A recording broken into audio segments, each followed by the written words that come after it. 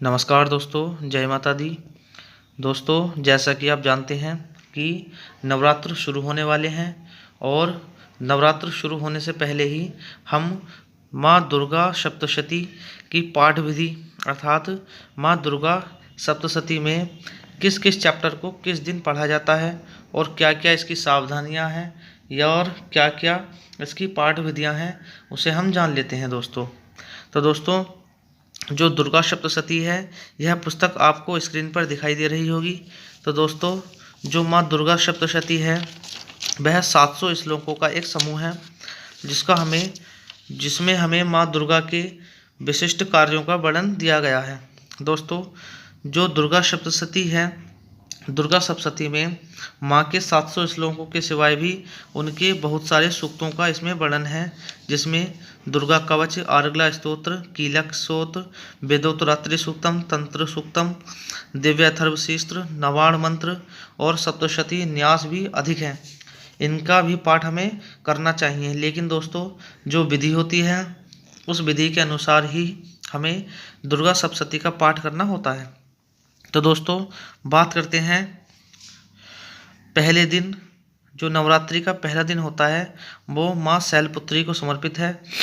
पहले दिन में सबसे पहले हमें माँ दुर्गा की पुस्तक का पूजन करना होता है। जी हाँ दोस्तों, हमें नव दुर्गा के लिए एक मंदिर की स्थापना करनी है और मंदिर बनाने के पश्चात अपने घर में एक छोटा सा आप मंदिर बना सकते हो। मंदिर बनाने के पश्चात माँ दुर्गा की इस पुस्तक को माँ के चरणों में हमें रख देना है। माँ के चरणों में रखने के बाद हमें सबसे पहले माँ दुर्गा के पुस्तक पूजन हमें करना होता है। पुस्तक पूजन में हमें सबसे पहले एक मंत्र पढ़ना होता है, जो ये है: ओम नमो देव्ये महादेव्ये शिवाय सततम नमः। नमः प्रकृति भद्राय नियता प्रणता स्मृताम। दोस्तों, ये मंत्र पढ़ने के बाद माँ दुर्गा को आपको फूल अर्पित कर देने हैं। फूल अर्पित करने के बाद आपको धूप बत्ती वगैरह लगा देनी है और लगाने के पश्चात नीचे जो दूसरा मंत्र दिया गया है उस मंत्र को आपको पढ़ना है। मैं आपको पढ़कर बता देता हूँ। जो मंत्र है वो इस प्रकार है: ध्यात्वाम देवी पंचपूजा कृत्वा योन्या प्रणम्यं च आधारम स्थापत्य मूलेन स्थापयेत्र पुस्तकम। तो दोस्तों, ये मंत्र है। इस मंत्र से हमें माँ को जल आदि अर्पित कर देना है। पूजा करने के बाद हमें पुस्तक को वहाँ पर रख देना है और हमें धूप बत्ती वगैरह हमें लगा देनी है। तो दोस्तों, जो पहला दिन था, पहले दिन में हमें माँ दुर्गा के पहले चैप्टर का अर्थात पहले अध्याय का हमें पढ़ना होता है। जो पहला अध्याय है वो मेधा ऋषि का राजा सुरथ और समाधि को माँ भगवती की महिमा बताते हुए मधु कैटभ के वध का हमें वर्णन दिया गया है। पहला चैप्टर हमें पढ़ना है। इस पहले चैप्टर को पढ़ने से पहले हमें एक कीलक स्तोत्र आता है और उसी कीलक स्तोत्र में ही ये मंत्र है: ओम ह्रीं क्लीं श्रीं क्रां क्रीं चंडिका देव्ये शाप नासा अनुग्रहम कुरु कुरु स्वाहा।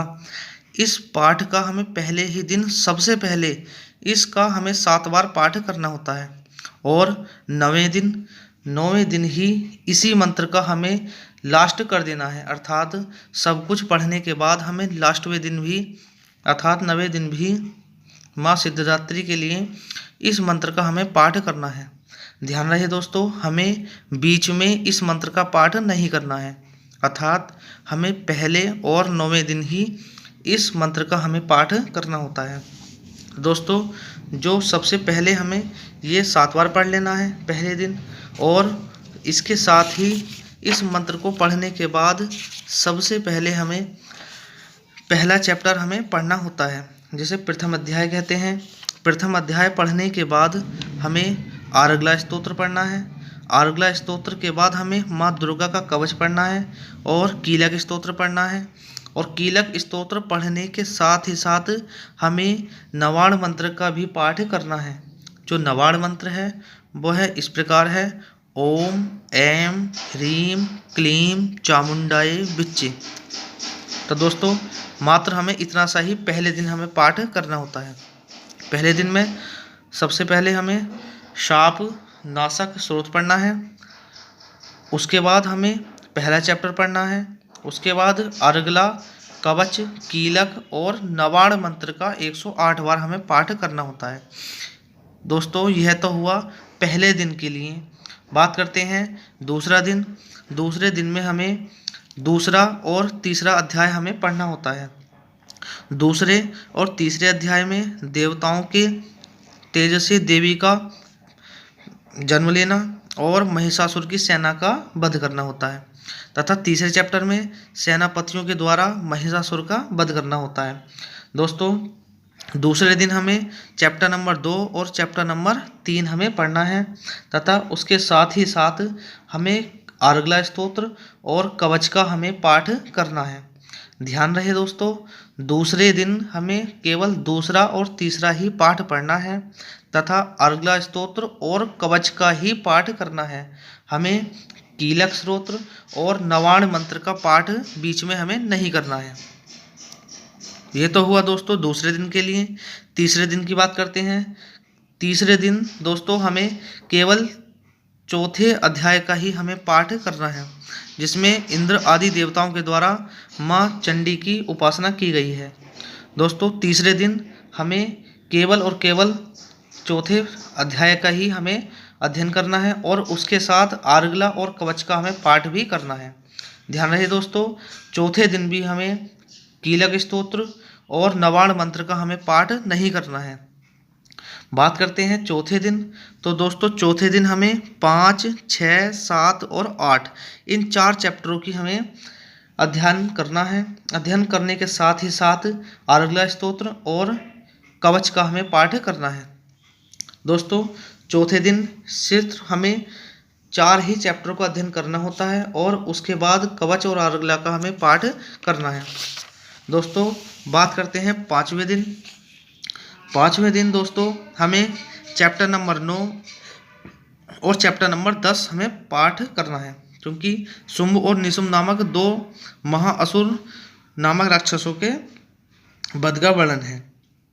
पाँचवें दिन हमें चैप्टर 9 और चैप्टर 10 पढ़ना है और इसके साथ ही साथ अर्गला स्तोत्र और कवच का हमें पाठ भी करना है। बात करते हैं छठे दिन। छठे दिन मात्र हमें 11वें अध्याय का पाठ करना है, जिसमें देवताओं के द्वारा माँ देवी की स्तुति और देवी द्वारा देवताओं को हमें वरदान प्राप्त का वर्णन मिलता है।